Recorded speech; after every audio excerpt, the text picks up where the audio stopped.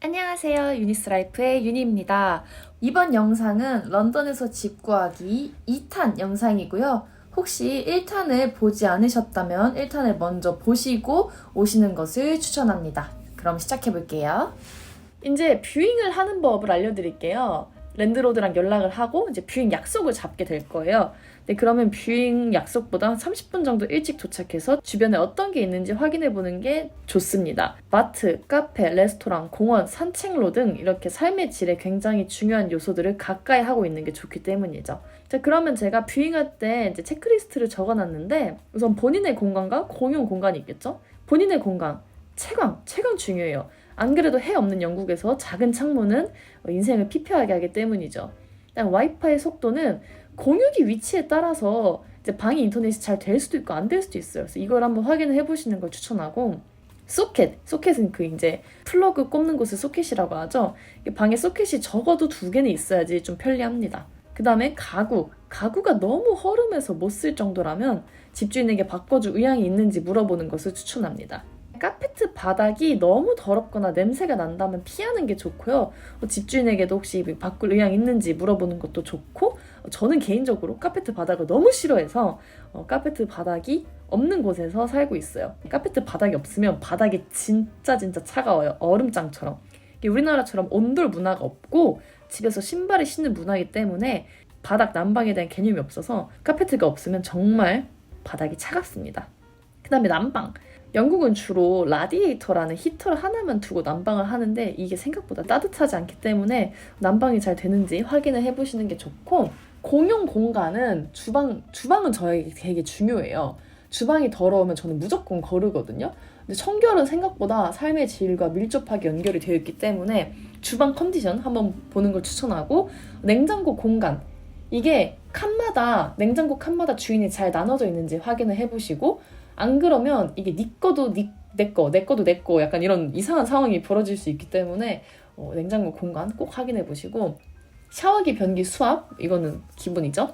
따뜻한 물 잘 나오는지, 변기와 샤워가 따로인지. 이게 왜 중요하냐면 저희가 플랫메이트들이랑 같이 산다 그랬잖아요.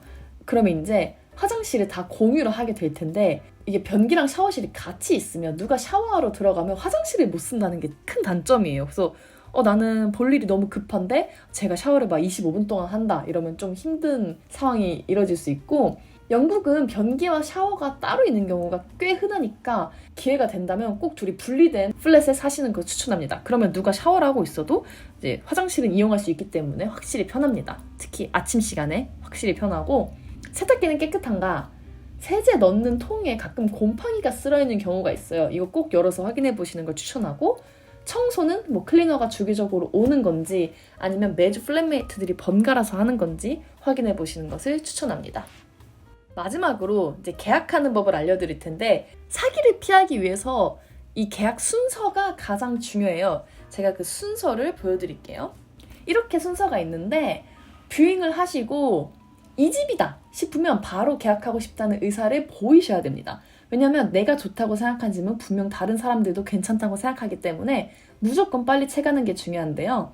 그 집을 홀딩하고 싶으면 그 자리에서 바로 가계약을 위한 선약금을 넣는 게 가장 확실한 방법입니다. 그러니까 뷰잉을 하고 바로 돈을 보내는 거죠. 일반적으로 영국에서 집을 계약할 때 이 디파짓은 한 달 월세만큼 정도 내거든요. 이건 집마다 조금 다르긴 한데 일반적으로 선약금은 디파짓의 절반 정도입니다.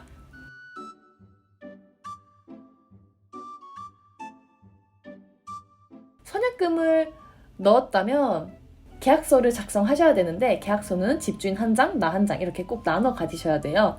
정부에서 제공하는 공식 계약서 양식이 있긴 한데 대부분의 경우는 그냥 간단하게 종이 1~2장으로 대체하는 경우가 허다합니다. 제가 처음에 영국에 살았던 집은 에이전시와 계약을 했기 때문에 18장이 되는 어마무시한 계약서를 작성을 했거든요. 다 영어로 돼 있어서 좀 힘들었는데, 제가 2번째로 살고 있는 집은 그냥 종이 1장으로 계약서를 썼어요. 이제 계약서는 직접 만나서 쓰면 되는데 이때 대부분 이사 날짜를 정합니다. 계약서를 제가 간단하게 보여드리자면 테넌시 어그리먼트라고 하거든요. 이 간단한 계약서를 쓸 때 꼭 들어가야 될 항목이 있어요. 랜드로드의 이름, 그리고 주소, 전화번호, 이메일 이런 거 있고, 들어가는 세입자의 이름, 뭐 전화번호, 이메일 이런 거 적으시면 되고 한 달에 렌트 얼마 내는지 가장 중요하죠. 그리고 디파짓이 얼마인지 적어놓고 term, 이건 기간이에요. 몇 월 며칠부터 뭐 언제까지 하는지 이렇게 기간 명시해 두는 게 좋고 notice period는 집을 빼기 전에 얼마나 미리 연락을 줘야 되는지 그거를 말하는 건데 대부분은 한 달이에요. 그래서 내가 3월 1일에 만약에 이 집에서 나가고 싶다. 그러면 2월 1일쯤에는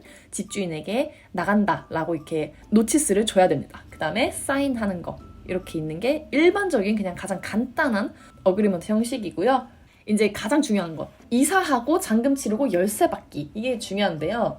이 열쇠를 받는 타이밍이 되게 중요해요. 경우에 따라서는 뭐 계약서를 쓰는 날에 나머지 디파짓 절반과 한 달치 렌트를 내는 경우가 있고 이사하는 날에 나머지 디파짓과 한 달치 렌트를 내는 경우가 있어요. 혹은 이사하는 날에 계약서도 쓰고 디파짓이랑 렌트도 내는 경우가 있는데 이건 상황에 따라 다르지만 무조건 명심해야 될 것은 잔금을 치를 때 열쇠를 꼭 받으셔야 돼요.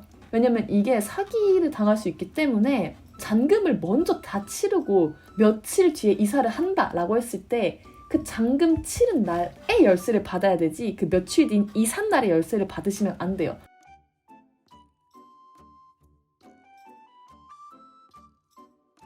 이사까지 완료하셨으면 여기저기 하자가 있는 부분은 꼭 사진을 찍어 두시는 것을 추천합니다.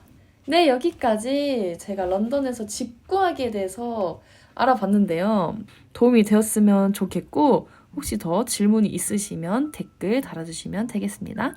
그러면 들어가세요. 안녕.